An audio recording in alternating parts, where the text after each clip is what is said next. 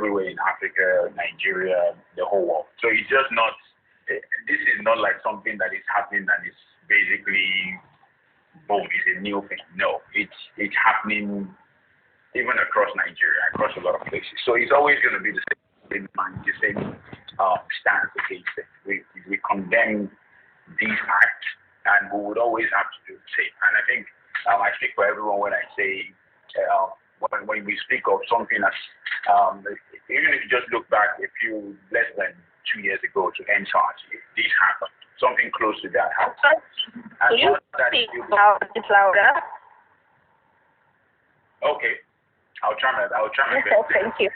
So it's always something you condemn as much as possible, and I think you could always see from all the sanctions going towards Russia now and everything. But yeah, I think the perception about this is that there is no winners in the war, and at the same time, what Russia is doing is something I think is deplorable and basically should not be allowed in the world we live in now. But yeah, it's happening.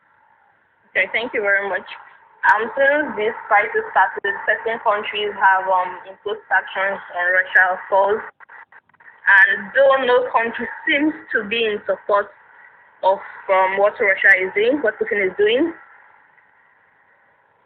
most countries, or let me say every country, has decided to be neutral and to the best of their abilities condemn the invasion. Now, coming down to Africa, how feasible it is for African countries to remain neutral in this crisis? Well, I don't think we have much of a choice.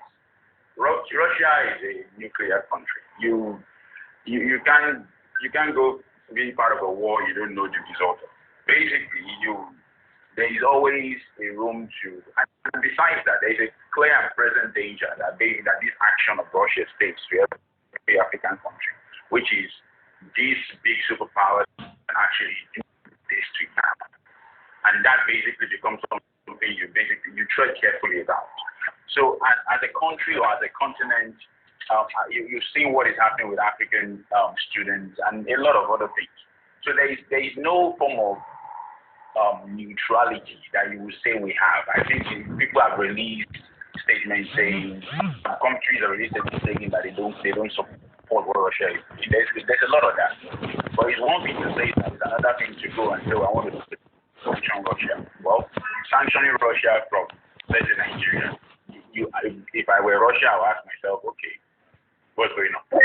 So it's not really a situation where you have a choice in terms of what to do. All you can do now is focus on protecting your people that are there, the students that are not having room to exit the country. You need to make sure you can get them out. You need to make sure you focus on basically making sure your own borders are now protected in case of things like this going on. And then there are other things going on even in Africa, like in Nigeria, the killings we see from time to time. It's a call to action to say we need to focus on these things. These are security issues that could degenerate into any level. Ukraine-Russia crisis has been going in small bits over history.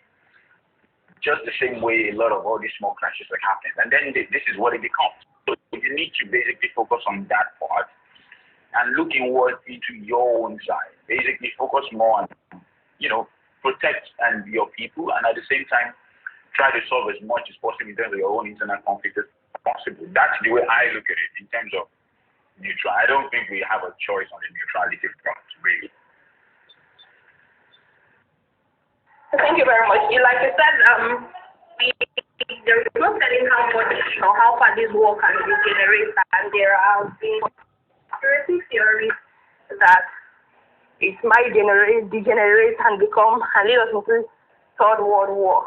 So what would be Nigeria's position in such a case? Well, it's a big statement too. I was speaking with an older friend recently, and he said one of the reasons people tend to shy away from war